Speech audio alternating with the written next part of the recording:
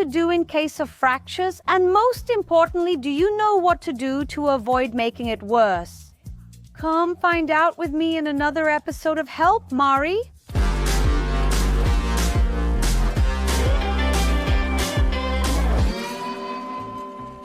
In Brazil, more than 700,000 fractures per year require hospitalization. Most of them happen in the arms or in the legs. But the big problem is with fractures in the neck and in the spine. Because depending on how you handle that fracture, what you do at that moment, it will determine whether there will be a full or partial recovery, possibly leaving some long-term effects for the person who had the accident. When we think about a fracture, we immediately think of a bone that is split into 2 or more parts. But fracture is also the word we use when there's a crack or a split in the bone. All of that is a fracture. When we break some part of our body, a bone, it hurts a lot, right? Anyone who has broken a bone knows. And do you know why it hurts? Even though bones look like stone, like something solid and hard, inside they're full of tiny canals. Kind of like a souffle, full of little air bubbles, channels and tunnels. And through these tunnels run little straw-like structures that carry blood. And they also contain nerves. And because of those nerves running through the bones, that's where the pain comes from. Pain is a sign that something went wrong in the bone.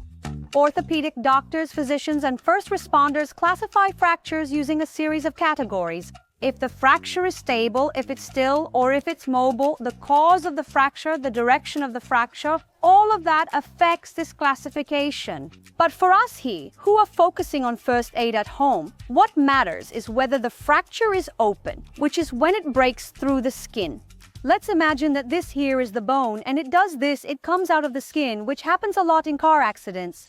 Or if it's a closed fracture, when the bone breaks but the bone stays in place. Inside the skin, nothing happens to it. The fracture is not visible, only the pain is felt. First of all, a fracture needs medical attention. There's no way you can have a fracture and not see a doctor, guys. So here, since we're talking about first aid at home, we're gonna learn how to immobilize this person while waiting for rescue or medical services to arrive, or how to immobilize them to transport them to the nearest healthcare facility to get help. And what do we do for fractures that aren't in the neck or the spine, huh? The person was up there playing, the child was on a playground and fell. At that very moment, pain will start and the child will cry, cry, and cry. It swelled up, hurt a lot, and you already suspect a fracture. And then you have to think about that classification of fractures. An open fracture, which is when the bone breaks through the skin, or a closed fracture. In the case of a closed fracture, what you need to do is simply immobilize the limb. You need to keep it still, motionless, and it needs support. The goal will always be to immobilize the fracture and also immobilize the joints near it. For example, if the fracture is here in the forearm, we will need to immobilize the 2 closest joints. In this case, the wrist and the elbow. Or if the fracture was, for example, here in the shin, which is very common, you will need to immobilize the knee and the ankle. The purpose of immobilization is simply to stop the movement. That's why you can use an improvised splint like a tree branch, a wooden spoon, a piece of board, or even a magazine. If you suspect a fracture in the hand or foot, just a piece of cloth tied around it is enough to immobilize it so you can get to the emergency room. In the case of the hand, placing a piece of cloth for the fingers to rest on will make it more comfortable. If the fracture is in the arm or leg, just place the improvised splint on the area and tie it firmly with a bandage or a piece of cloth. If you suspect a fracture in the hip, the first thing to do is to immobilize the area using a large piece of cloth. It could even be a sheet, and call for help immediately. This type of fracture is very serious, and the person, while waiting for help, needs to stay still in place.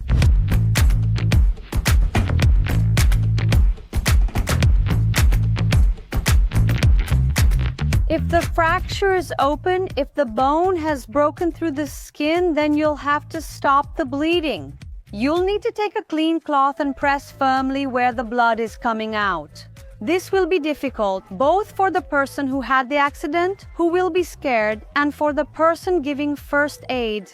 But this, everyone, is crucial to prevent an amputation, a possible amputation of that limb, and even to save the person's life. So everyone, you need to have strength, focus, and faith. Everyone, then you need to press on that fracture until the bleeding stops. Once the bleeding has stopped, you're going to take a clean cloth, wrap it around the fracture, and secure it with string, a tie, or any other cloth you have on hand. You're going to immobilize that fracture the same way we taught you to do with closed fractures.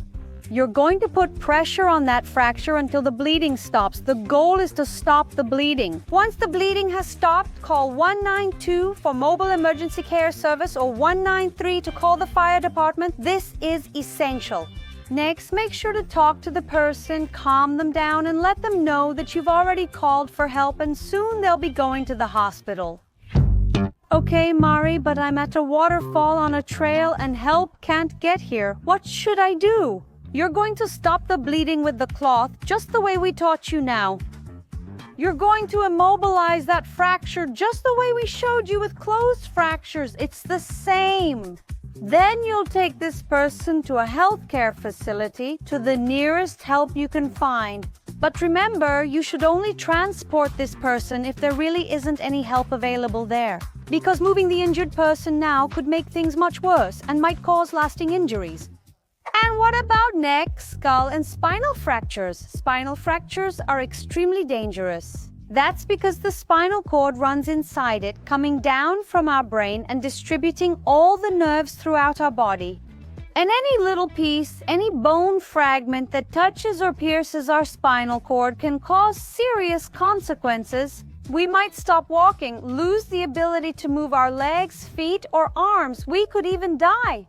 Any accident caused by trauma, especially falls or traffic accidents, carries the risk of a spinal cord injury. What are the main signs? So, there will be a lot of pain in the area, possible misalignments. For example, the spine could be very misaligned or the neck could be drooping, tingling. The person might feel tingling in some parts of the body, or in more serious cases, they could actually lose sensation in some part of the body. In the case of the head, right?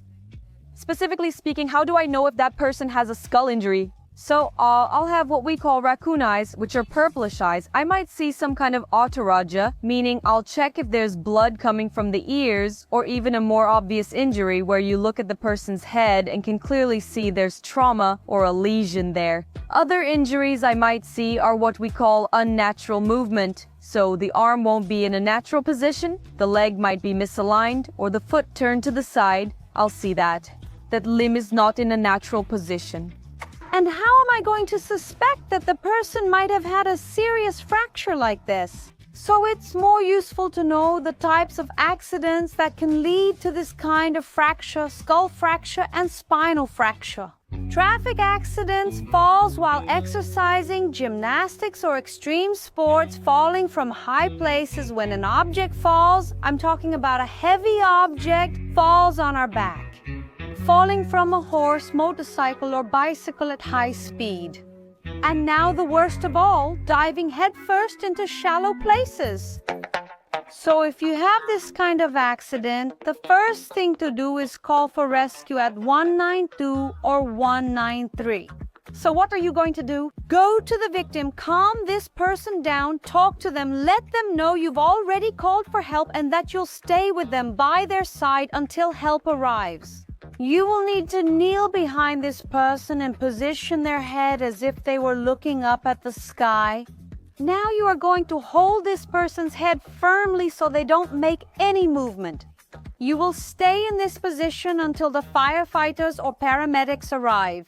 Guys, for the love of Jesus, Mary, and Joseph, if the person is wearing a helmet, you absolutely do not take the helmet off.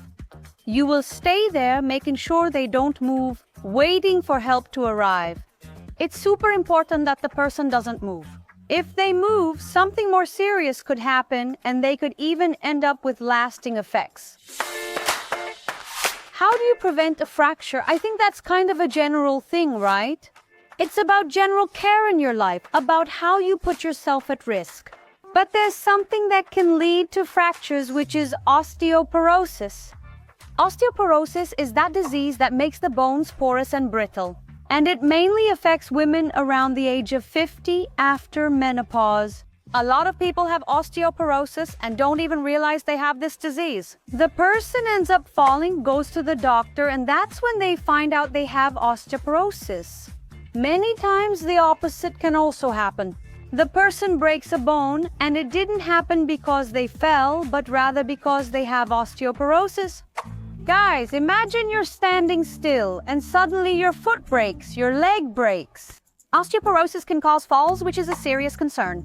And yes, you can prevent it by exercising regularly, maintaining a balanced diet with plenty of calcium, visiting the doctor regularly to keep your bone health up to date so you know how your bones are doing, and lastly, getting sunlight in the morning and late afternoon to stimulate vitamin D production. So, to recap, for fractures of arms or legs, use improvised splints like magazines, branches, broom handles, pieces of wood, or cloth to immobilize the limb. Fractures of hands and feet. You can immobilize it just by wrapping a cloth around it. For hip fractures, use a sheet to immobilize. Ask the person not to move, and call for help at 192 or 193. If you suspect a skull or spinal fracture, call rescue immediately and hold the person's head so they don't move. Leave your like, share this video here, and leave in the comments which topic you want to see in the next video of the series, Help Mari. Now we're going to get out of the ASI vehicle to do a routine checkup on it. Do you test it every day? Every day.